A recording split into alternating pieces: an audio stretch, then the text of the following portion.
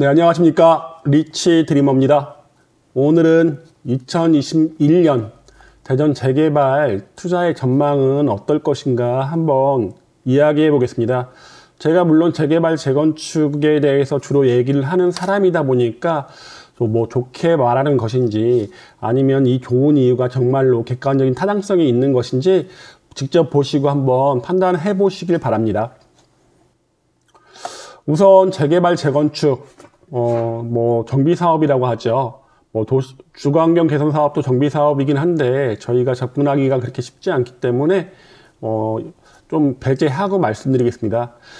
투자하는 이유 가장 큰 것은 일반 신축 아파트보다 가격이 싸기 때문입니다. 워낙에 신축 아파트들 가격, 신축에 워낙에 많은 사람들이 몰리고 있다 보니까 가격 상승이 구축에 비해 훨씬 높은 편이죠. 이런 가격 상승으로 인해서 재개발 재건축도 추후 새 아파트로, 신축 아파트로 새롭게 건설되다 보니까 이런 거에 과대한 관심이 높기 때문에 정비구역에 투자를 하시는 거고요. 두 번째는 청약 당첨이 어렵습니다. 특히 1주택자 같은 경우는 갈아타기가 불가능하죠. 청약 가점 중에 무주택 기간 32점, 이게 빵점이 된다면 거의 웬만한 곳에 청약에 당첨되기는 불가능할 것입니다.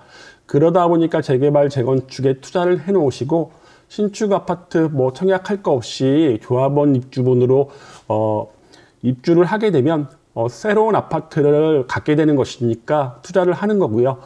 세 번째, 이번에 발표된 2월 9일날 발표된 주택도시보증공사 분양가 심사제도 개선안이 재개발 재건축 조합원들한테는 굉장히 희소식이었습니다. 일반 분양가가 주위 시세의 85%에서 90%대까지 상한을 정해놓고 분양가를 책정을 하게 된다면 일반 분양가의 상승은 눈에 보듯 뻔하고 이로 인해서 조합 수익이 증대되고 조합원들의 비례율이 높아질 수 있습니다. 또 네 번째로 조합원 분양가와 일반 분양가의 차이가 더 날 것으로 보입니다. 현재 뭐 약 15%, 20% 나누고 있는데 일반 분양가가 시세 기준 85%, 90%가 된다면 훨씬 더 많은 차이가 날 것으로 보여지기 때문에 조합원들의 수익은 더 커질 수밖에 없겠죠. 그리고 다섯 번째, 주위 아파트 시세 대비 저렴한 가격, 주위의 신축 아니면 분양권으로 매매가 가능한 단지들을 보면 가격이 상당하다는 걸 알 수 있습니다. 그런 가격에 비해서 아직은 저렴하기 때문에 투자를 하시는 것 같습니다. 그리고 분양권 전매 제한. 이전에는 분양권 전매가 제한이 되지 않았을 때는 매매가 가능할 때는 초피를 주고 사는 건 100% 성공한다는 얘기가 있었죠. 근데 이제 이게 거의 불가능해졌죠. 이제 완공이 되고 나서 등기를 치고 나서야 이제 매매가 가능하다 보니까 분양권에 대한 투자는 이제 불가능하다고 보시면 됩니다. 물론 아직 몇 개, 대전 같은 경우는 등록지구가 아직 5월달, 6월달에 전매 제한이 풀리죠. 이런 거 외에는 현재는 분양권 이후에 분양이 됐던 단지들은 전매 제한이 되다 보니까 좀 폭넓게 분양권을 살 수는 없습니다. 그리고 일곱 번째로 완공 후 취득세 중과가 배제. 일반적으로 분양을 받았으면 1주택자가 분양을 받았으면 이분은 다주택자 취득세 중과가 되죠. 8%, 2주택자가 받았으면 12%가 되지만은 재개발 재건축 조합원으로서 아파트가 완공되고 취득세를 낼 때는 원시 취득으로 가기 때문에 2.96%, 3.16%의 취득세만 납부하면 됩니다. 이런 장점들이 여러 가지가 있다 보니까 재개발 재건축에 투자하는 건데요. 재개발 재건축도 규제의 차이가 좀 있습니다. 재건축은 상당히 높게 많은 규제가 있죠. 첫 번째가 조합원 지위 양도 금지가 재건축 같은 경우는 조합 설립 인가부터 그러니까 상당히 초창기부터 조합 설립인가 뭐 사업 시행인가 관리 처분인가 이주 철거 착공까지 시간이 많이 걸리는데 아주 초창기부터 묶어 놓습니다.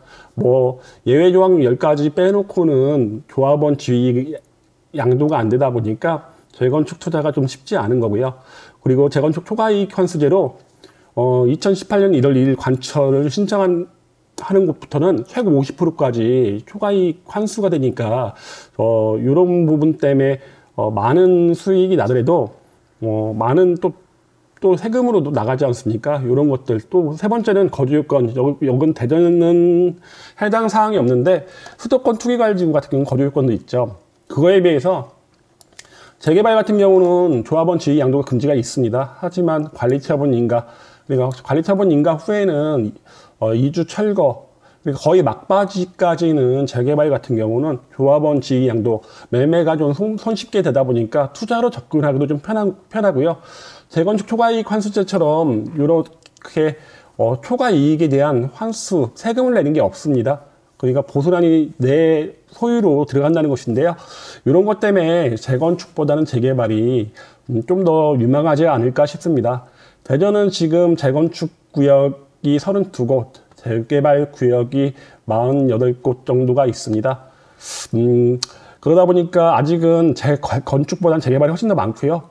그리고 이제 재건축도 숭어리샘, 용문 1, 2, 3, 아니면 삼성동 1구역, 태평 5구역, 가양동 5구역 같이 주택 재건축 단지들이 현재는 이제 없습니다. 앞으로는 요건 공동주택 재건축 외에는 이렇게 주택 단지의 재건축은 없어졌다 보니까 이제 공동주택에서만 재건축이 된다고 보시면 됩니다. 재개발 구역에 투자하시는 이유를 좀 설명해 드리겠습니다. 재건축 같은 경우는 토지 및 건축물의 소유자만 분양 대상자가 되는 거, 조합원이 되는 거에 비해서 재개발 구역은 그렇지 않습니다. 굉장히 많은 요건만 갖추면 분양 대상자가 될 수 있고 조합원이 될 수 있는데 대전 같은 경우 60제곱미터 이상의 토지를 소유하거나 주택을 갖고 있는 거는 면적 제한 없이 주택만 갖고 있으시면 가능하고요.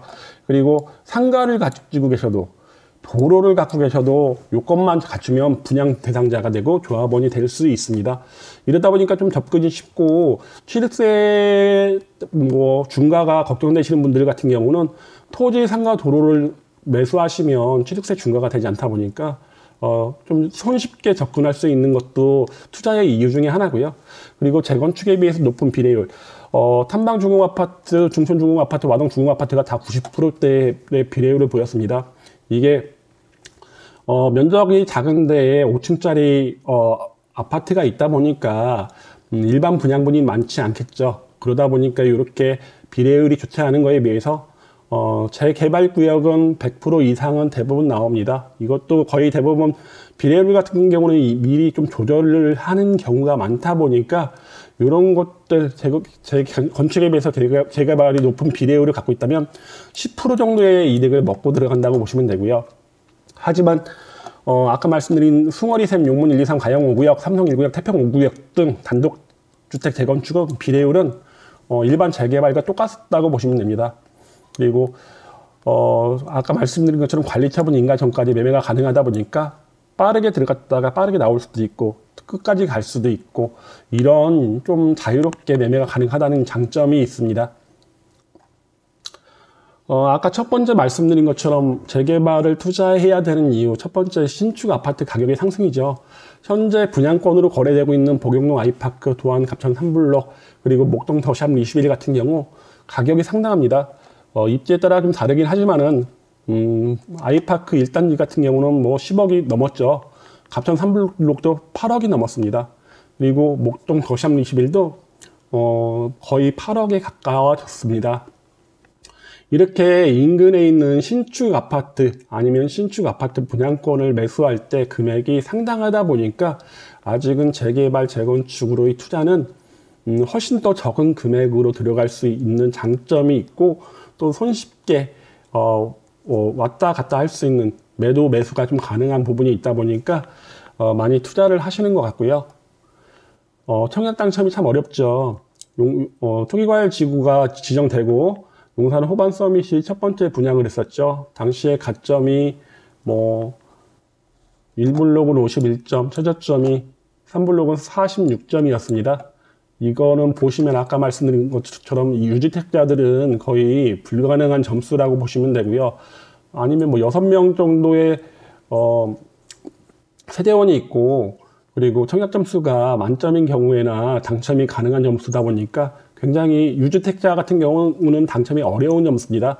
갑천 1블록 말할 것도 없이요. 3년 내 무주택이었어야 되고, 그리고 통장 점수가 다 1,000만 원이 넘었습니다. 이런 것처럼 무주택자도 청약이 어렵긴 하지만 뭐 유주택자 같은 경우는 거의 불가능한 상황이죠. 이렇다 보니까 재개발, 재건축 같은 경우는 유주택, 무주택 가리지 않고 구역 내에 있는 요건이 되는 도로라든가 상가, 주택을 소유만 하고 있으면 조합원이 되고 분양 대상자가 되니까 많이 투자를 하시는 것 같습니다.